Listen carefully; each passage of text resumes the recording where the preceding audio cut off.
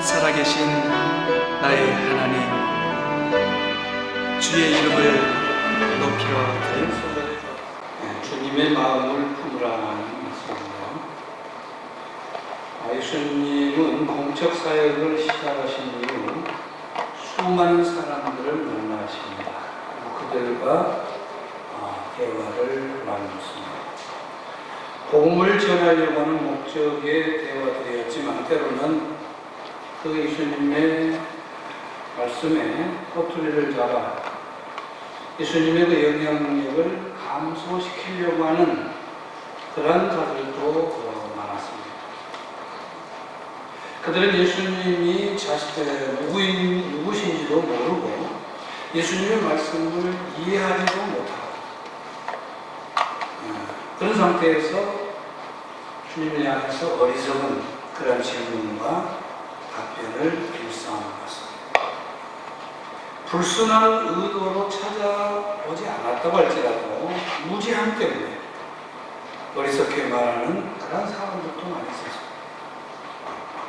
예수님이 수가라고 하는 동네에서 여인을 만나는 예에서 볼 수 있는데 곤고한 가운데 살던 그 여자를 불쌍히 여기셔서 복음을 전합니다. 그런데 그 여자가 물을 길로 나온 상황을 접촉점으로 해서 물질적 생수와 영적 생수를 구분하시면서 당신이 주는 물을 마시는 자는 영원히 목마르지 아니하다. 이것을 말씀합니다. 생수로 갈증이 해소되듯이 예수님을 영접하기만 하면 생명의 샘물이 넘쳐나서 영적 기갈이 해소된다. 이런 부분을 일깨워 주신 것입니다. 그런데 예수님이 하나님의 선물이라는 것도 모르고 영적으로 갈급하지도 않았던 이 여자는 이 예수님의 말씀에 그저 물질적 생수만 마시고 싶은 생수로만 그 말씀을 이해를 합니다. 그래서 그가 간청하기를 주여 그런 물을 나에게도 주사 목마르지도 않고 또 여기 물길로 오지도 않게 해주십시오라고 합니다. 동서다. 그럼에도 예수님은 그 영혼을 사랑하셔서 열정과 인내로 계속 대화를 이어가셨고 마침내 이 여인이 예수님을 메시아로 고백하도록 이끌어 가십니다. 결과는 좋지만 그 과정이 참으로 답답하기 그지없었습니다. 그것은 바로 모든 것이 영적으로 무지했기 때문입니다. 근데 문제는 이렇게 무지하고 답답한 자들이 단지 이 사마리아 여자만은 아니라는 겁니다. 단순하기도 하고 순진하며 무식했던 베드로 역시 비슷한 경우를 여러 번 볼 수 있습니다. 당시 예수님은 제자들과 함께 마지막 유월절 식사를 하시던 중인데 제자들의 발을 씻기시기를 시작합니다. 예수님은 왜 제자들의 발을 씻으시려고 하는 것일까? 예수님은 섬김을 가르치고 십자가로 이루어질 계속을 가르치시기 위해서 제자들의 발을 씻겨주셨습니다. 그런데 예수님의 마음을 몰랐던 베드로는 예수님이 하시는 일에 부정적이었습니다. 예수님이 자신에게로 오시자 주여 주께서 내 발을 씻으시나이까. 너무 방송에서 이 말을 했을 수도 있지만 하인이나 일하는 사람이 하는 이 남의 발을 씻는 이 부분에 대해서 베드로 자기의 선생님이 되어가지고 제자의 발을 씻는다고는 이것이 이해가 되지를 않아서 퉁명스럽게 말을 했었습니다. 그런데 베드로를 향해서 예수님께서는 내가 하는 것을 너가 지금은 알지 못하지만은 이후에는 알게 될 것이다 라고 합니다. 즉 서투르게 판단하지 말아라. 그러면서 베드로는 내 발을 절대로 씻지 못하시리다. 안 됩니다. 반대를 합니다. 그러자 예수님께서 내가 너를 씻어주지 않냐면 너와 나는 상관이 없다 라고 잘라 말씀을 합니다.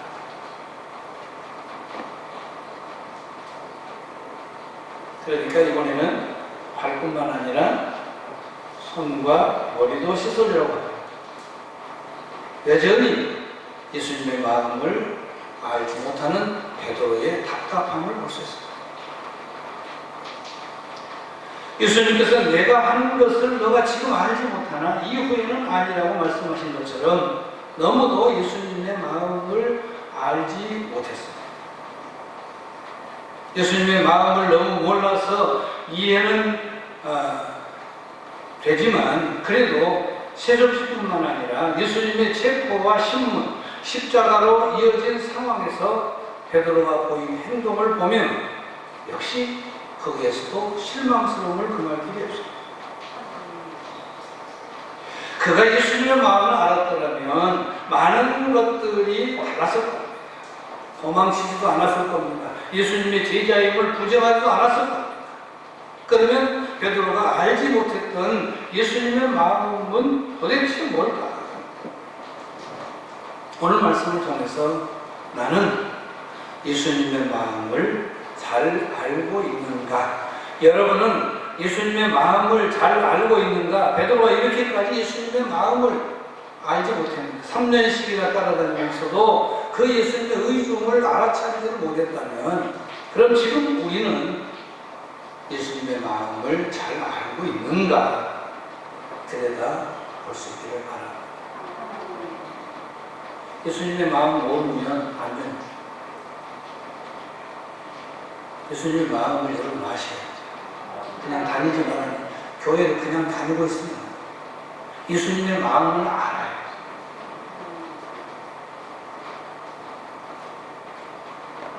교회를 다닌다는 것은 믿는다고 하는 것은 예수님의 마음을 아는 겁니다. 알아가는 겁니다. 점점 더 알아가야 돼요. 많이 알아져야 자식들 한번 여러분 생각해 보시면 여러분의 자식들이 어머니의 지금의 어머니의 지금 아버지의 마음 상태를 알고 있느냐 없느냐 얼마나 알까요? 사실은 잘 모릅니다. 떨어져 있기 때문에 지금 어머니의 지금 여기 앉아있는 여러분의 마음을 저기 서울에 어디 포항에 어디 저기 살고 있는 그 자식들이 얼마나 알고 있냐고요. 그런데 그 마음을 그들이 알고 있다고 했을 때는 뿌듯하죠. 기쁘겠죠. 감사하겠죠. 내가 낳은 자식이라도 내 마음을 알아주는 자식과 그렇지 못한 자식은 다르고 오늘 우리가 주님의 마음을 알고 있느냐 모르고 있느냐. 주님의 마음 첫 번째는 뭐냐? 제자들을 가르치려는 열정이 있습니다. 지금 여기서 예수님의 마음은 제자들을 이제 마지막으로 했습니다. 이제 마지막 6월절 식사를 하는 도중입니다. 이제 더 가르칠 기회가 없어요. 그러니까 마지막까지 제자들을 가르치고 싶은 그 열정이 주님의 이 마음입니다. 유대인들은 이제 샌들을 신었기 때문에 발이 모출되어 있습니다. 그래서 먼지가 날리는 그러한 이제 곳을 돌아다니다가 집에 들어가게 되면 가장 먼저 하는 일이 발부터 씻는 일입니다. 또 손님을 초대하게 되면 당연히 발 씻을 물을 주었고 또 집에가 종이 있다고 한다면 종을 시켜서 그 오는 손님의 발을 씻어 주었습니다. 누가복음 7장 44절에 보면 시몬이라고 하는 자는 예수님을 초대해 놓고도 발 씻을 물도 주지 않았다고 했습니다. 그만큼 시몬은 예수님께 예의를 갖추지도 않았고 홀대했는 것을 보셨습니다. 이에 비해서 죄인으로 정죄받고 있는 한 여인은 예수님의 발 곁에 서서 울며 눈물로 그 예수님의 발을 적시고 자기 머리털로 닦고 그 발에 입 맞추고 향유를 부었다고 했습니다. 여기 여인의 이러한 행동은 샌들을 신은 것을 생각할 때에 그리고 그 발을 씻지 않는 상태임을 감안할 때에 그야말로 파격적인 그런 행동이 아닐 수 없습니다. 물을 준비하고 발을 씻는 일은 하인들의 몫이었는데 지금 예수님은 친히 본인이 당신이 물을 떠서 제자들의 발을 씻기시고 수건으로 닦아주십니다. 그러니 예수님을 그리스도요 하나님의 아들이라고 고백했던 베드로로서는 예수님이 자신의 발을 씻는 것을 극구 거부할 수밖에 없었거든요. 하나님의 아들, 그리고 자기의 선생, 하인이라고 할 수밖에 없는 자신의 발을 씻는다고 하니까 도저히 그것을 받아들일 수가 없는 것이죠. 이해가 안 됐던 것입니다.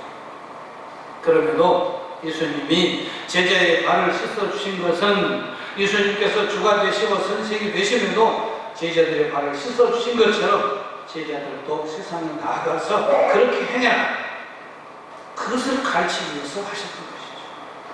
이런 예수님의 모습은 그들의 발을 씻어준 후에 다시 앉아서 그들에게 말씀을 가르치죠.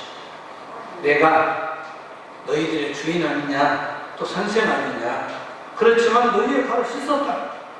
너희도 서로 발을 씻어주는 것이 옳다. 내가 너희에게 행한 것 같이 너희도 행하도록 하기 위해서 내가 이렇게 한 것이다. 본을 보였노라 라고 14, 15절에 하고 있습니다. 아랫사람으로서 윗사람을 겸손히 섬기는 것은 사실 어렵지 않습니다. 마땅히 또 그렇게 해야 되죠. 윗사람이 아랫사람을 이렇게 겸손히 섬기는 것은 이건 어려운 일입니다. 하기 힘든 일입니다. 하지만 예수님은 제자들이 그 어려운 일을 하시기를 원하셨습니다. 섬김 받기보다는 섬기는 자들이 되기를 원하셨다는 것이죠. 여러분, 우리는 어떻습니까? 예수님의 이 모습과 나의 모습, 여러분의 모습은 어떠냐? 우리 예수님의 제자인데, 예수님을 믿고 있는데, 믿음의 사람들인데, 하나님의 백성인데, 교인인데, 과연 우리는 어떤가? 마태복음 20장 20절 이하에 세베대 아들의 어머니가 그 아들들을 데리고 예수님께 와서 하나는 주님의 우편에, 하나는 주님의 좌편에 앉을 수 있도록 해달라고, 좌정성과 우정성이 되게 해달라고 부탁을 하는 장면이 나옵니다. 그러자 열 제자들이 듣고 그 두 형제에 대해서 화를 냈다 해서 분노를 일으켰다 해서 그들이 자신들보다 더 높은 지위에 오르는 것이 싫었던 것입니다.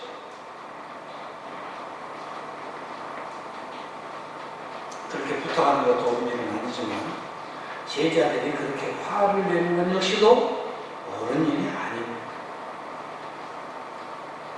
그래서 주님은 이런 그들의 제자들의 그 형태를 보시면서 그들의 그 마음속을 들여다보시면서 너희 중에 누구든지 크고자 하는 자는 너희를 섬기는 자가 되고 너희 중에 누구든지 으뜸이 되고자 하는 자는 너희의 종이 되어야 되리라고 말씀하십니다. 진정 위대함은 다른 사람을 섬기기 위해 자신을 기꺼이 드리는 그런 사람이지 군림하고 압제하는 자가 아니라는 것을 가르쳐 주고 있습니다. 그래서 주님은 자신에 대해서 이렇게 말씀을 하죠. 내가 온 것은 섬김을 받으러 온 것이 아니다. 섬기려고 왔다. 자기 목숨을 많은 사람의 대속물로 주려고 왔다라고 주님은 말씀하셨습니다. 왜 구주님께서 이 6월절 식사 자리에서 이렇게 하셨을까? 1절과 3절에 답이 있습니다. 1절은 예수님께서 자기가 세상을 떠나서 아버지께로 돌아가실 때가 이른 줄 아셨다고 했습니다. 3절에서는 역시 예수님께서 자기가 하나님께로부터 왔다가 하나님께로 돌아가실 것을 아셨다고 하고 있습니다. 아버지께로 돌아가신다고 하는 것은 예수님 자신의 죽음을 가리키는 말인데 예수님은 이제 곧 체포되어서 죽임을 당할 것을 알고 계셨습니다. 누가복음 9장 51절에 예수님께서 승천하실 기약에 가까이 참에 예루살렘을 향하여 올라가시기로 굳게 결심하셨다고 하고 있습니다. 결심대로 예루살렘에 올라오셨습니다. 그리고 6월절 식사를 마치시고 하나님의 뜻에 따라서 십자가를 지고 죽게 됩니다. 그 상황에서 예수님은 남겨진 그 제자들을 떠올리십니다.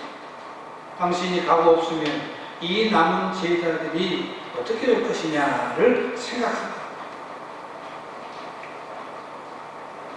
자기 목숨을 많은 사람의 대속물로 주시려고 오신 것처럼, 오신 자신처럼 제자들도 섬기며 희생하는 삶을 살아야 될 텐데, 지금까지 주님이 그 제자들의 모습을 보면서 야, 정말 큰일 났구나, 낮아짐과 섬김의 그 모습을 가지고 살아야 될 텐데 그렇게 되지 않는 그 제자들을 보시면서 이제는 마지막으로 자신이 그렇게 모습을 보여주시면서 너희도 이렇게 해라 라고 본을 보이셨던 겁니다.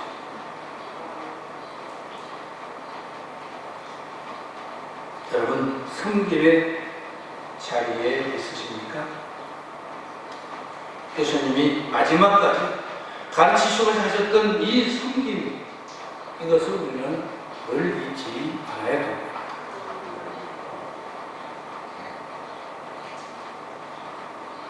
우리는 그 마음, 누구 마음? 예수님의 마음, 그 마음을 읽고 우리 또한 섬김의 삶을 살아가야 합니다.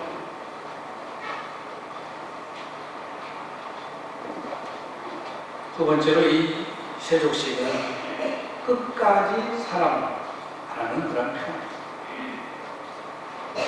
1절에 예수님께서 세상에 있는 자기 사람들을 사랑하시되 끝까지 사랑하시냐라고 했습니다. 끝까지 사랑. 즉, 사랑할 수 있는 한계점까지 사랑. 어렵고 힘든 일이 생기면 사랑을 멈추는 것이 아니라 그 어렵고 힘든 일을 넘어서 한계점에 도달할 때까지 포기하지 않고 사랑하는 그 사랑이 진정한 사랑이다. 조금 참고 조금 베푸는 것으로는 모자라다는 거죠. 조금 하다가 그만두어 버린 것은 안 된다는 거죠. 참고 참아 한계점에 도달할 때까지 이해하고 품고 한계점까지 이해하고 품을 때에 그것이 진정한 사랑이다. 한계점까지 사랑을 해 보셨나요? 예수님은 한계점까지 우리를 사랑하셨습니다. 죄와 사망에서 구원하시기 위해서 당신의 몸을 찢으시고 온 몸에 피를 흘리심으로 죽음에 이르기를 한계까지 하셨습니다. 또한 끝까지 사랑하셨다고 하는 것은 시간의 마지막 의미를 갖고 있습니다. 예수님은 이제 제자들과의 마지막 만남을 주도하고 겟세마네 동산으로 가실 것이고 그것에 체포되어서 얼마 후에 십자가에서 죽으실 것을 말씀하십니다. 그러니 지금 이 시간 예수님이 제자들과 함께 할 수 있는 이 마지막 시간, 예수님 바로 그 마지막 시간까지 제자들을 사랑하셨다. 지금까지 넘치는 사랑으로 사랑해 오셨지만 3년 동안 마지막 시간 몸속 그들의 발을 씻기시면서 사랑으로 어루만지며 사랑을 또한 표현하셨던 것이죠. 진정한 끝까지 사랑은 십자가의 죽음을 통한 계속에 있습니다. 당시에는 알지 못했지만 예수님이 발을 씻기신 것은 이제 곧 십자가에서 흘릴 피로 그들의 죄를 씻으실 것을 의미하는 그러한 씻음이었습니다. 그들의 죄는 더러운 발을 물로 씻은 것처럼 어떤 용액이나 어떤 방법으로 씻을 수 있는 그런 것이 아니었습니다. 예레미야 13장 23절에 구수인이 그 피부를 표범이 그 반점을 변하게 할 수 없듯이 그 모습, 그 어떤 방법으로도 씻을 수가 없는 것이 바로 죄입니다. 그러므로 찬송가 252장의 가사처럼 나의 죄를 씻기는 예수의 피밖에 없는 것이죠. 예수의 피가 아니면 죄를 씻을 수가 없습니다. 더불어 그것은 사람들을 향한 예수님의 끝까지의 사랑, 곧 완전한 희생의 사랑. 만약 베드로가 예수님의 그 사랑을 알았더라면 어떻게 반응을 했을까? 베드로는 성질이 좀 급하다 했습니다. 그 어떤 시인들보다 빠릅니다. 그래서 이제 그의 그 성정상 눈물, 콧물 다 흘리면서 막 큰 소리로 울어댔을 겁니다. 하나님의 뜻이니 막을 수는 없으나 꼭 그렇게 십자가에 죽임을 당하는 그런 방법밖에는 주님 없습니까? 하면서 아주 땅을 치고 뛰었어요. 사랑하는 예수님이 자신을 위해서 십자가에 달려서 죽는다고 하자 그것을 그대로 보고 있을 때는 아니었어요. 아주 크게 애통했습니다. 물론 그렇게 한들 무슨 소용이 있겠습니까만 적어도 예수님이 자신들을 위해서 십자가를 친다라고 했을 때에 그것을 이해했다면, 예수님의 마음을 이해하고 있었다면 십자가의 자리에까지 베드로가 함께 있지 않았습니까? 그 자리에. 만약 가론 유다가 예수님의 사랑과 그 마음을 알았더라면 어떻게 되었을까? 그건 만약입니다. 마귀가 그의 마음에 예수를 팔려는 그런 생각을 넣고자 했다고 할지라도 그 생각에 넘어가지 않았을 겁니다.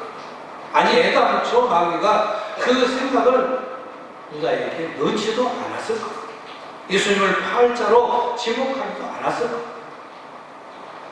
예수님은 가룟 유다의 모든 것을 알고 계셨음에도 그의 발을 씻어 주셨습니다. 그런데도 예수님의 마음을 알아차리지를 못했습니다. 그 마음을 거부했습니다. 그 마음을 알아차리지 못하고 그 마음을 거부한 것은 주님의 책임이 아닙니다.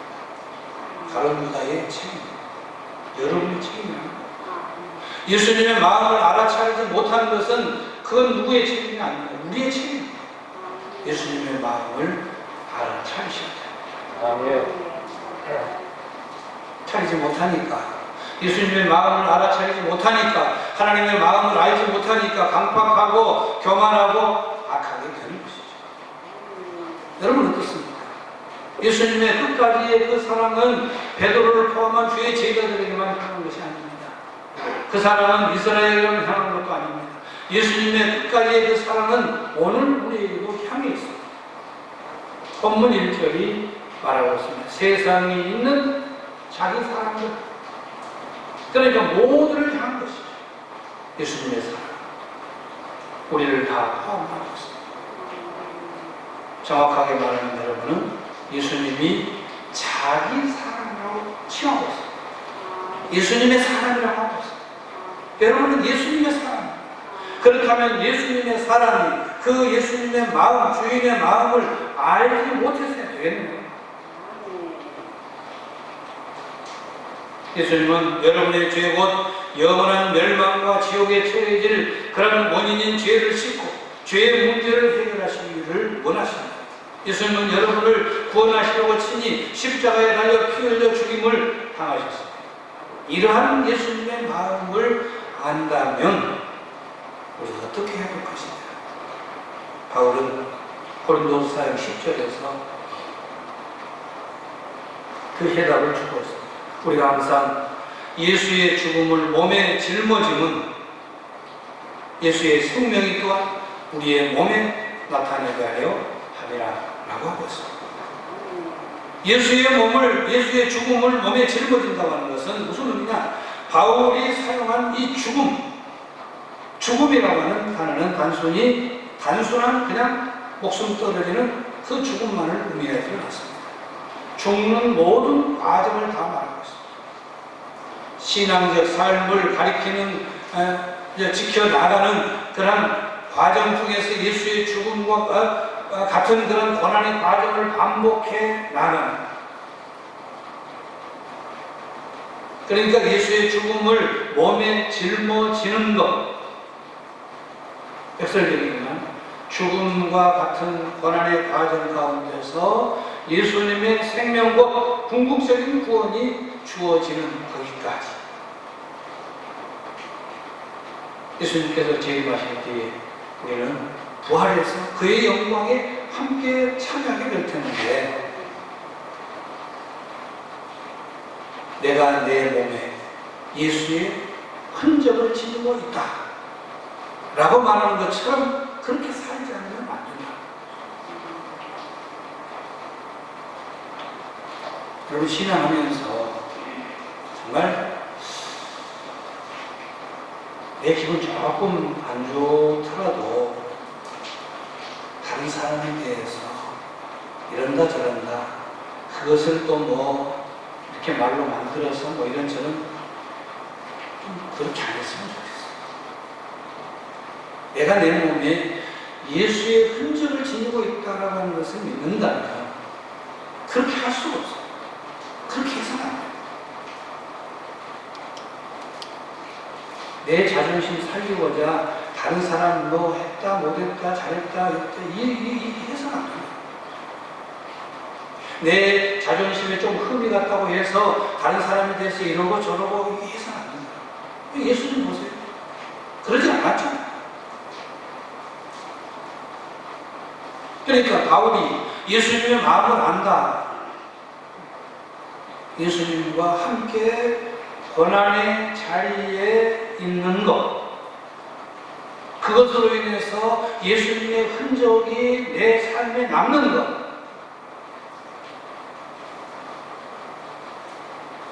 다른 사람으로부터 자존심을 구겨진 그런 모습이 있을지라도 그것이 예수님의 흔적이라면 그냥 받아들여야 된다.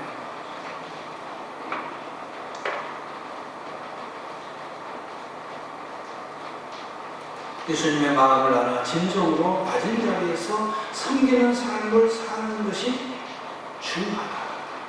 날마다 내 발을 씻기시는 예수님의 손길을 우리는 느끼면서 십자가의 사랑을 고백하면서 살아갈 수 있어야 된다.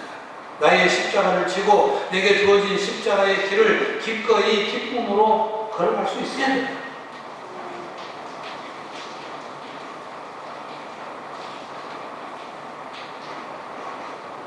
마츠라고 하는 사람이 찬송시를 지었습니다. 나 십자가 대할 때에 그 일이 고마워. 내 얼굴 감히 못 들고 눈물 흘리도다. 늘 울어도 눈물로써 못 갚을 줄 알아. 몸 밖에 들을 것 없어 이 몸 바칩니다. 그냥 들여지는 겁니다. 그냥 내가 들여지는 겁니다. 그래야 주님의 마음을 품은 자의 모습이 되어집니다. 여러분, 주님의 마음을 품고 주님의 마음을 품고 십자가의 길을 주의 제자로 그저 열심히 걸어가는 나아가는 우리 모두이기를 바랍니다. 기도하겠습니다. 예수님의 마음을 품고 십자가의 길을 걷는 주님의 모든 제자들 되기 원합니다. 오늘도 이 말씀 들어서오매 참으로 주님의 마음을 품은 그런 자로서 베드로가 주님의 마음을 모르는 것처럼, 또 많은 제자들이 주님의 마음을 모르는 것처럼, 가룟 유다가 주님의 마음을 몰랐던 것처럼 그런 모습이 아니기를 원합니다. 주님의 마음을 지금도 주님께서 나를 향하여서 무엇을 원하시는지를 들여다볼 수 있는 십자가를 지는 우리의 삶 되게 해 주옵소서. 예수님의 이름으로 기도하옵나이다. 아멘. 이제는 우리 주 예수 그리스도의 은혜와 하나님의 크신 사랑하심과 성령의 교제하심이 여기 모든 성도들과 함께 하여지이다. 아멘.